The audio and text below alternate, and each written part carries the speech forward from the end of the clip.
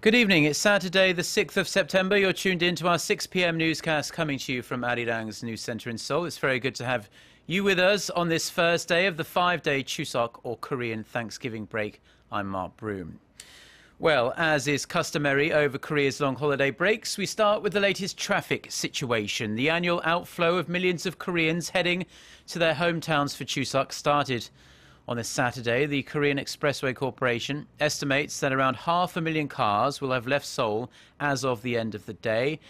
If you were to leave now, it would take nearly 5 hours to travel from Seoul to the southern port city of Busan, 3 hours and 40 minutes from Seoul to Gwangju, and 2 hours and 40 minutes from the capital to Gangneung on the east coast. Judging by those travel times, the expressways aren't that congested this evening. Over the course of the entire 5-day Chuseok holiday, an estimated 40 million Koreans are expected to travel from one place to another, so expressways will be busier than normal until Wednesday. Now, Chuseok is a time where families gather to celebrate the good harvest and share gifts as a show of gratitude. Our Son Jung-in shows us how the types of presents given have changed over the years. Chuseok gifts still tend to be practical in nature, but were even more so in the 1950s when the country was struggling from the aftermath of the Korean War. Giving and receiving gifts was considered lavish at the time, and it was not until in the 1960s when it became more common for people to exchange daily necessities like sugar, soap, or condiments as presents. Then when the country started to develop economically in the 1970s, so did the gift options. Cooking oil, toothpaste, instant coffee sets, as well as cosmetics and female hosiery were among the favorites for parents and relatives, while some wealthier people chose to give television sets and rice cookers.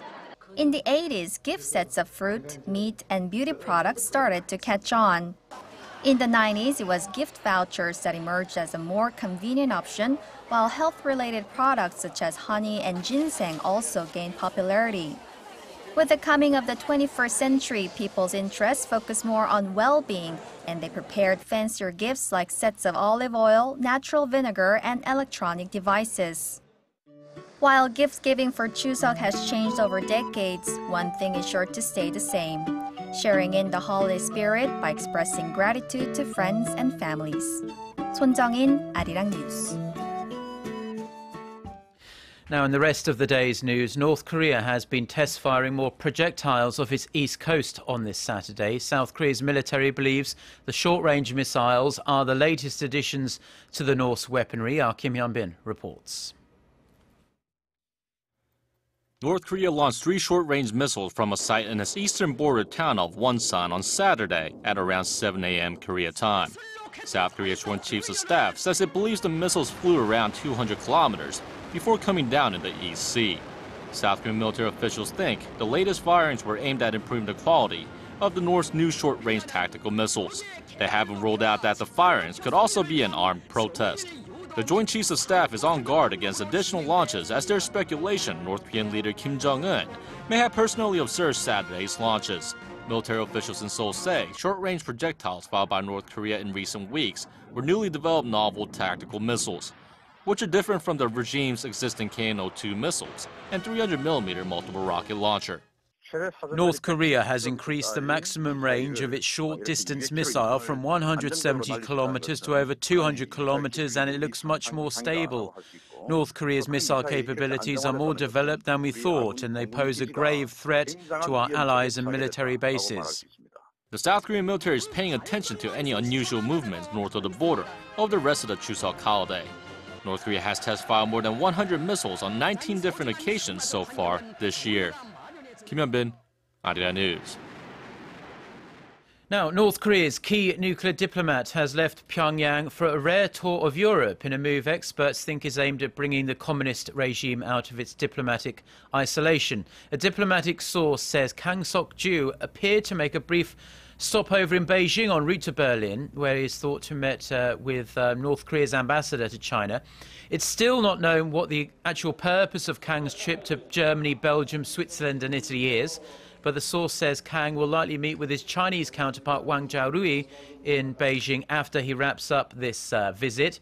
If this happens, it will mark the first high-level interaction between North Korea and China since the execution late last year of the North Korean leader's once powerful uncle, Jang Song-taek, who had worked closely with Beijing for years. The United States says its recent appointment of a new special nuclear envoy for the six-party talks is not an indication of any change in policy to reinvigorate the long-stalled multilateral talks on North Korea's denuclearization. Speculation rose after the post, which had been vacant for close to a year, was filled by Sidney Seiler, who is former director for Korea at the U.S. National Security Council. Now, Deputy State Department spokesperson Marie Harf reiterated on Friday that Pyongyang needs to take concrete steps to demonstrate its commitment to denuclearization before any talks can take place. The six-party talks between the two Koreas, the US, China, Japan and Russia, have been stalled since 2008. Now, the ceasefire between Ukraine and pro-Russian rebels appears to be holding, following nearly 6 months of fighting that has killed more than 2,500 people. The details of the ceasefire that was signed in Belarus on Friday include amnesty for fighters who disarm and have not committed serious crimes, the disbanding of militias, the release of hostages and a 10-kilometer buffer zone to be created along the Russian-Ukrainian border. The head of NATO, Anders Fogh Rasmussen, welcomed these ceasefire agreements, saying he hoped it could be the start of a constructive political process. His view was echoed by UN Secretary-General Ban Ki-moon, who called for a comprehensive monitoring of the situation for a successful truce. Turning now to the latest on the Ebola crisis that is ravaging West Africa, of course. The World Health Organization says 2 potential vaccines against the deadly virus could be available as soon as November. They'll first be given to healthcare workers most at risk of exposure to the disease in the worst hit areas.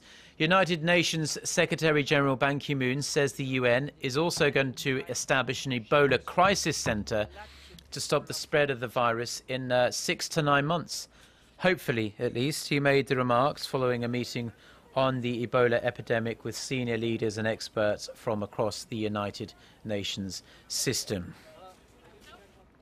Now, of course, in Korea, we are celebrating Chuseok, and this Chuseok holiday we are currently enjoying with food and family also gives us the opportunity to enjoy some cultural activities. Our Park Ji-won introduces some of the latest exhibitions which will stay open throughout the 5-day break.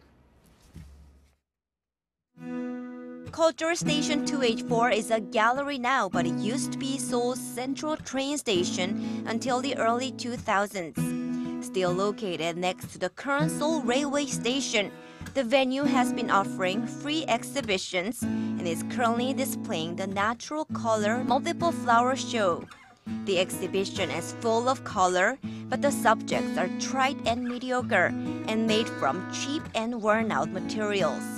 It aims to bring out the hidden beauty and grace in traditionally ordinary or ugly things, like this room full of wreckage and ruin. Finding the beauty in everything, the exhibition wants to show that flowers can blossom from banality. After seeing the ordinary as something that can be beautiful, what about experiencing something extraordinary? This new installation art exhibition gives visitors a supernatural thrill by presenting works that focus on invisible yet existing sensations, like these bells that ring according to infrared radiation emitted by people passing by. 5 artists are displaying experimental pieces that help visitors see the unseen, such as this rustic radio broadcasting system that is powered by the energy generated by these candles, symbolizing the power of persistent wishes and desire. And for those looking for some simple fun and rest, this museum is another place worth checking out over the holidays.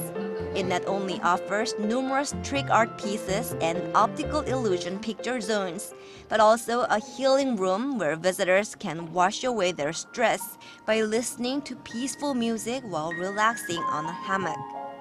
박지원, ARIRANG News.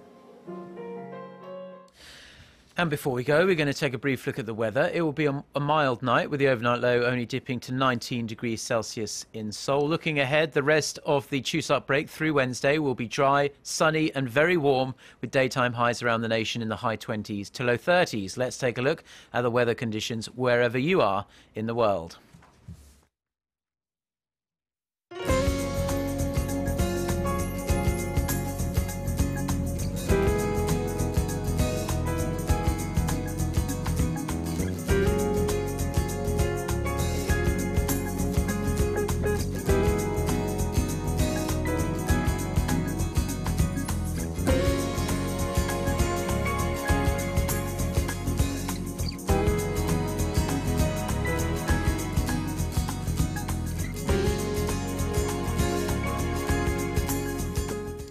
Well, that's all we have for now. Enjoy the rest of your Saturday and do stay tuned to ARIRANG TV. Make the most of your long Chuseok break if you're watching us here in Korea, and if you're going anywhere, do drive very safely. I'll be back again for our next newscast at 10 p.m.